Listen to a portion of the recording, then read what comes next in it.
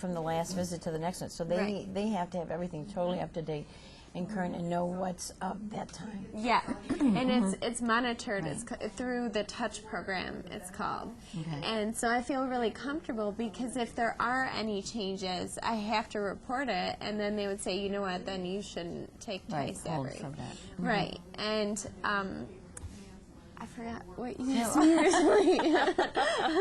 I was wondering, like this segment of time today is about roughly 3 hours. Okay, yeah. Okay. So, it takes like, it's part of my It's early in the morning. It takes between 20 and 30 minutes to get all of that the prep taken care of. Yeah. And then it takes 1 hour for the medication to run through. And then I have to wait for an hour to make sure that there are no side effects. Exactly. So roughly by the time it's start to finish, it's about 3 hours. Yeah. Basically. And then you know in 4 weeks you're going to be back for the next infusion. Right. And then how many series of infusions? Is there an end point or is it an ongoing treatment? It's an ongoing thing.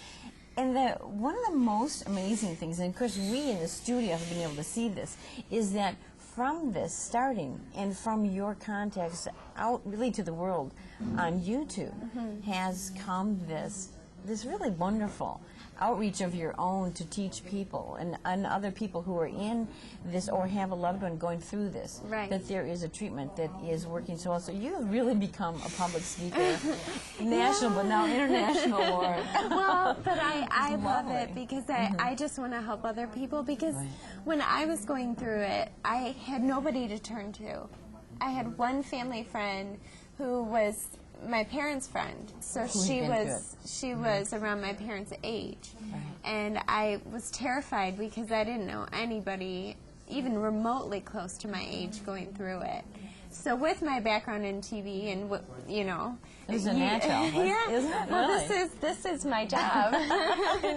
I mean, I work for WMTV, and I've always been in television, so I thought, because of my experience, if I can help other people, that's what I want to do because I wish that I had had that opportunity. So, if you can, and this is one of the things I'm always talking about anyway, and we talk about this so many times, that if you can, through learning about whatever it is, if you can increase your knowledge base, you know what you do?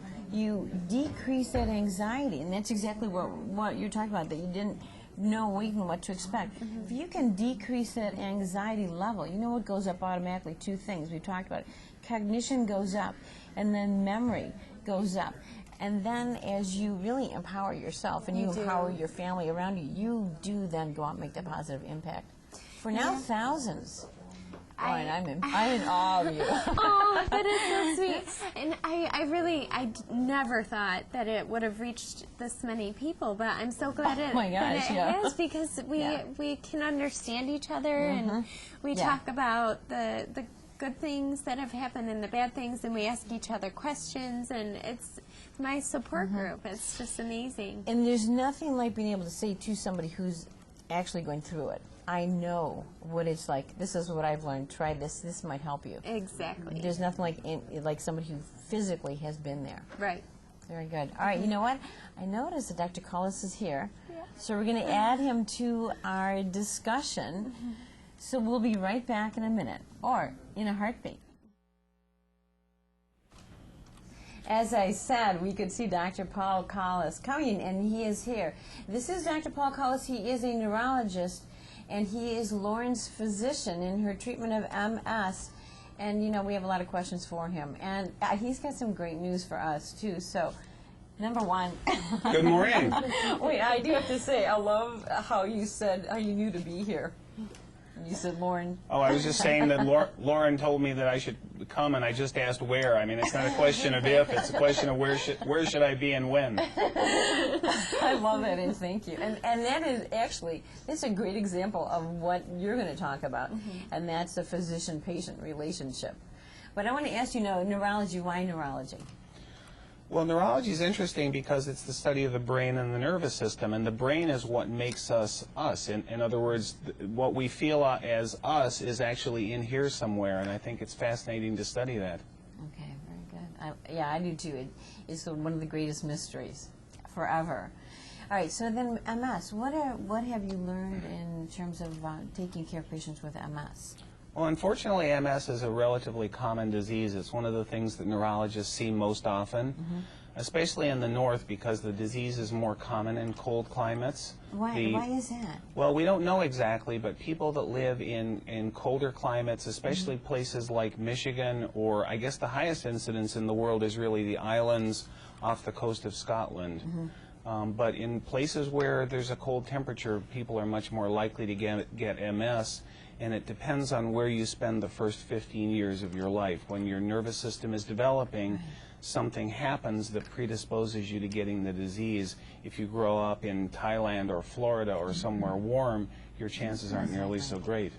All right, and can you explain to me exactly what the word, what the initials stand for, and just a real brief description of the disease itself? Yes, MS stands for multiple sclerosis, and it's multiple because what happens is that lesions form in various parts of the brain and the spinal cord. These are areas of inflammation where your body is actually attacking your own nervous system, and this process strips off the outside coating of the nerves, which is called myelin, which is kind of an insulation around the outside of the nerves. And these areas of inflammation stop the nervous system from working effectively because they make the nerves unable to communicate. Okay, so then when you're saying somebody comes into your office and they're receiving that diagnosis for the first time, what do you see? Well, it can be emotionally very traumatic. I mean, you're telling someone that really often doesn't suspect it that they have a chronic disease that they're going to have to deal with on a permanent basis, and especially for young people that can be very frightening.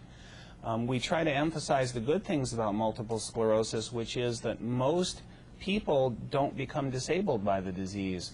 That is a huge difference from years and years ago when that diagnosis was first, we could see that. And Right. as a nurse in the business for 30-some years, it's a huge difference for me to see. It's a very important difference. When I was a neurology resident in the early 1980s, a lot of our patients with multiple sclerosis became disabled or had severe disease. And in those days, all we could do is wait until people had attacks, and then we could give them high doses of steroids. Right, exactly. But it didn't really change the course of the disease. Between the attacks, they were still at risk. And fortunately now we have several drugs which can be injected which significantly reduce the chances of worsening of the disease and the chance of getting attacks. And because of that, those of us that have been practicing for 20 years or so have noticed a big change in that the patients really nowadays are doing much better than we had traditionally seen 20 years ago. It's beautiful news. And it's good news for you. Yeah, it's wonderful news, but I have to say, well, my MS started, you were saying it affects the first 15 years of your life and you're predisposed. My MS started when I was 16 years old, Right. which makes sense. And when I received my diagnosis, I actually thought multiple sclerosis was muscular dystrophy. So I didn't really know what MS was, and I thought that I was going to be crippled in a wheelchair. So when you told me that in the hospital after I received my spinal tap, I lost it. I thought my life was over. And of course, you're very positive and you said everything is going to be okay, but when you're receiving that news, you don't believe it right away. But it's been almost 9 years since my symptoms started, almost 7 years since I was diagnosed. So, I mean, obviously I'm doing very well, and I am so grateful that medications are available, and I'm not afraid.